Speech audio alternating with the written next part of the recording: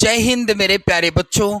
आज के इस नए वीडियो में कक्षा 9 हिंदी गद्य खंड का स्मृति शीर्षक पाठ जो कि लिखा गया है श्री राम शर्मा जी के द्वारा, और इस पाठ पर आधारित यहाँ पर गद्यांश संख्या 3, यहाँ पर देख लीजिए आप लोग गद्यांश संख्या 3, और इस गद्यांश पर आधारित जितने भी प्रश्न हैं सभी प्रश्नों को हम लोग इस पीडीएफ नोट्स के जरिए समझेंगे। यानी इन प्रश्नों का उत्तर कैसे लिखना है आपको मैं इस पीडीएफ नोट्स के जरिए बताऊंगा। तो मेरे प्यारे बच्चों, यहाँ पर जो पहला गद्यांश है और इस गद्यांश पर जितने भी प्रश्न आधारित हैं सभी प्रश्नों का उत्तर मैंने बता दिया है। आप यदि देखना चाहते हैं, अपनी नोट्स बनाना चाहते हो तो आप चैनल की प्लेलिस्ट में जाओ, वहाँ पर वीडियो देखने को मिल जाएंगे। क्लियर? तो चलिए मेरे प्यारे बच्चों, यहाँ पर तीसरा गद्यांश जो कि इस प्रकार से है। सांप को चक्षुश्रवा कहते हैं। क्या कहते हैं? चक्षुश्रवा कहते हैं। मैं स्वयं चक्षुश्रवा हो रहा था, अन्य इंद्रियों ने मानो सहानुभूति से अपनी शक्ति आंखों को दे दी हो। सांप के फन की ओर मेरी आंखें लगी हुई थी कि वह कब किस ओर को आक्रमण करता है। सांप ने मोहिनी सी डाल दी थी, शायद वह मेरे आक्रमण की प्रतीक्षा में था, पर जिस विचार और आशा को लेकर मैंने कुएं में घुसने की ठानी थी वह तो आकाश कुसुम था। मनुष्य का अनुमान और भावी योजनाएं कभी कभी कितनी मिथ्या और उल्टी निकलती हैं। मुझे सांप का साक्षात होते ही अपनी योजना और आशा की असंभवता प्रतीत हो गई। डंडा चलाने के लिए स्थान ही ना था। लाठी या डंडा चलाने के लिए काफ़ी स्थान चाहिए जिसमें वह घुमाए जा सकें। सांप को डंडे से दबाया जा सकता था, पर ऐसा करना मानो तोप के मोहरे पर खड़ा होना था। ये गद्यांश है। अब इस गद्यांश का पहला प्रश्न, प्रस्तुत गद्यांश का संदर्भ लिखिए।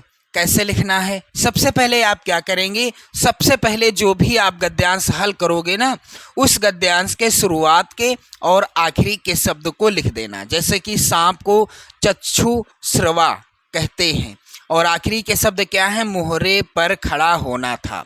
अब देखो कैसे आप अपनी नोट्स में लिखोगे। यहाँ पर देख लो, इस तरह से सांप को चक्षुश्रवा, फिर इसके बाद इस तरह से डैश डैश कर देना। लास्ट के शब्द क्या हैं? होना था। अब इसके बाद संदर्भ हेडिंग डाल देंगे आप लोग। संदर्भ कैसे लिखना है? प्रस्तुत गद्यांश हमारी पाठ्य पुस्तक हिंदी गद्य में, ये आप काले पेन से लिख देना। संकलित एवं श्री राम शर्मा, पाठ का नाम काले पेन से, लेखक का नाम काले पेन से, द्वारा लिखित पाठ का नाम क्या है? स्मृति नामक निबंध से उद्धृत है। तो प्रस्तुत गद्यांश हमारी पाठ्य पुस्तक हिंदी गद्य में संकलित एवं श्री राम शर्मा द्वारा लिखित स्मृति नामक निबंध से उद्धृत है। ये हो गया संदर्भ। अब देखो गद्यांश का दूसरा प्रश्न, रेखांकित अंश की व्याख्या कीजिए। तो मेरे प्यारे बच्चों, एक बार वीडियो को शेयर कर दें उन सभी बच्चों में, उन सभी अपने मित्रों में जो आपकी कक्षा में हैं। और यहाँ पर रेखांकित अंश आप लोग देख लीजिए कितना है। सांप को चक्षुश्रवा कहते हैं। मैं स्वयं चक्षुश्रवा हो रहा था, अन्य इंद्रियों ने मानो सहानुभूति से अपनी शक्ति आँखों को दे दी हो। तो ये है रेखांकित अंश। अब देखो इसकी व्याख्या क्या हो जाएगी। यहाँ पर मेरे प्यारे बच्चों रेखांकित अंश की व्याख्या इस तरह से हेडिंग आप डाल देंगे। लेखक का कहना है कि सांप एक ऐसा जीव है जिसे चक्षुश्रवा के नाम से जाना जाता है। किस नाम से? चक्षुश्रवा के नाम से जाना जाता है। वहाँ मैं स्वयं चक्षुश्रवा हो रहा था। कहाँ? जब मैंने कुएं में प्रवेश किया था तब की बात है। लेखक का कहना है कि जब मैं कुएं में प्रवेश कर चुका था तब मैं भी चक्षुश्रवा के समान था। मुझे कुएं में ऐसा प्रतीत हो रहा था जैसे अन्य इंद्रियों ने अपनी संपूर्ण शक्ति नेत्रों को दे दी है। मेरी आंखें सांप के फन पर थी कि सांप किस तरफ से आक्रमण कर सकता है, इसलिए मैं बिल्कुल चौकन्ना था। तो ये हो गई रेखांकित अंश की व्याख्या। अब देखो मेरे प्यारे बच्चों, अगला प्रश्न है गद्यांश आधारित। चक्षुस्रवा के नाम से कौन सा जीव जाना जाता है? तो चक्षुस्रवा के नाम से यहाँ पर ध्यान दें, सांप को चक्षुस्रवा कहते हैं। बस इतना ही उत्तर हो जाएगा आपका। यानी इस तरह का जो प्रश्न है इसका उत्तर गद्यांश में ही मिलेगा। तो देखो कैसे लिखना है।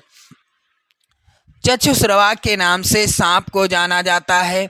माना जाता है कि सर्प कर्ण विहीन होने के कारण आँख से सुनता भी है। ऐसा माना जाता है कि सांप के कान नहीं होते और वह आँखों से सुनते हैं। तो इस तरह से आपने देखा यहाँ पर तीसरे गद्यांश पर आधारित सभी प्रश्नों का उत्तर। आप एक बेहतर नोट्स बना सकते हैं। परीक्षा में लिखने का तरीका, जैसा कि यहाँ पर गद्यांश आया मान लीजिए परीक्षा में, तो इसी तरह से गद्यांश के शुरुआत के और आखिरी के शब्द हेडिंग डाल देना। संदर्भ हेडिंग डालकर संदर्भ आप लिख दीजिएगा। रेखांकित अंश की व्याख्या हेडिंग डाल के रेखांकित अंश की व्याख्या आप लिख देंगे। और इसके बाद गद्यांश आधारित जो प्रश्न आता है उसका उत्तर आप लिख देंगे। आपको पूरे नंबर मिल जाएंगे। तो वीडियो को लाइक शेयर कर दीजिएगा। चैनल पर नए हैं तो सब्सक्राइब कर लीजिएगा। जय हिंद।